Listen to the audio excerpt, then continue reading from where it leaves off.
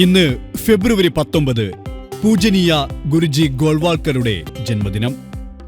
രാഷ്ട്രീയ സ്വയംസേവക സംഘത്തിന്റെ രണ്ടാമത്തെ സർസംഘചാലക് മാധവ് സദാശിവ ഗോൾവാൾക്കർ അഥവാ ഗുരുജി.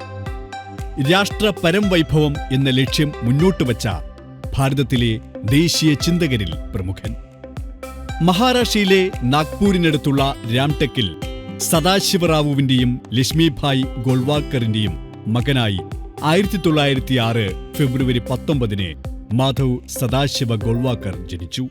അദ്ദേഹത്തിന്റെ പിതാവ് സദാശിവറാവു ഒരു അധ്യാപകനായിരുന്നു. കൗമാരപ്രായത്തിൽ തന്നെ ദേശീയതയിലും ആധ്യാത്മികതയിലും അദ്ദേഹത്തിന് അഗാധമായ താൽപര്യമുണ്ടായിരുന്നു. 1924 ഇന്റർമീഡിയറ്റ് പാസായ ശേഷം ബനാറസ് ഹിന്ദു സർവകലാശാലയിൽ നിന്ന് ബിരുദവും ബിരുദാനന്തര ബിരുദവും നേടിയ ശേഷം സമുദ്ര ജീവശാസ്ത്രത്തിൽ ഡോക്ടറേറ്റ് നേടാൻ മദ്രാസിലേക്ക് പോയെങ്കിലും പിതാവിന്റെ ജോലിയിൽ നിന്നുള്ള വിരമിക്കൽ കാരണം പഠനം പൂർത്തിയാക്കാൻ സാധിച്ചില്ല. തിരികെ വന്ന് ബനാറസ് ഹിന്ദു സർവകലാശാലയിൽ അധ്യാപകനായി. അവിടുത്തെ വിദ്യാർത്ഥികൾ ഗോൾവാൾക്കറെ ആദരവോടെ ഗുരുജി എന്ന് അഭിസംബോധന ചെയ്തു. പിന്നീട് സംഘടനാ പ്രവർത്തകരും അനുയായികളും ഗുരുജി എന്ന് ആദരവോടെ വിളിച്ചു തുടങ്ങി.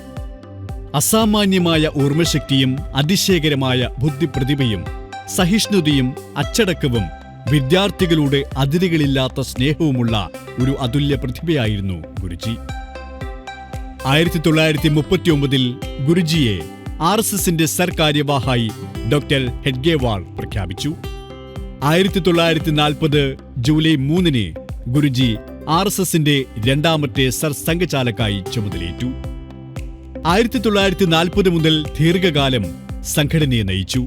നിരവധി പ്രതിബന്ധങ്ങൾക്കിടയിലും ഡോക്ടർ ഹെഡ്ഗേവാറിന്റെ മാർഗത്തിൽ സംഘടനയെ നയിച്ചു.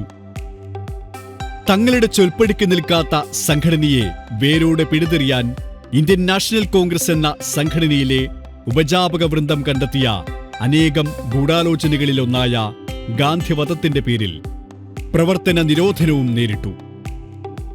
1963 അതേ കൂട്ടരെ കൊണ്ട് RSS എന്ന സംഘടനയുടെ 3500 പേരുടെ ഒരു വാഹിനിയെ ഇന്ത്യൻ റിപ്പബ്ലിക് ദിന പരേഡിൽ മാർച്ച് ചെയ്യാൻ ക്ഷണിച്ചതും ഇന്ത്യ പാക് യുദ്ധം നടക്കുമ്പോൾ അന്നത്തെ പ്രധാനമന്ത്രി ഉപദേശങ്ങൾ സ്വീകരിക്കാൻ ക്ഷണിക്കുന്ന നിലയിലേക്കും സംഘത്തെ വളർത്തിയെടുക്കാനും അതിലൂടെ മധുര പ്രതികാരം ചെയ്യാനും കഴിഞ്ഞ മഹാനായ സംഘാടകനാണ് ഗുരുജി.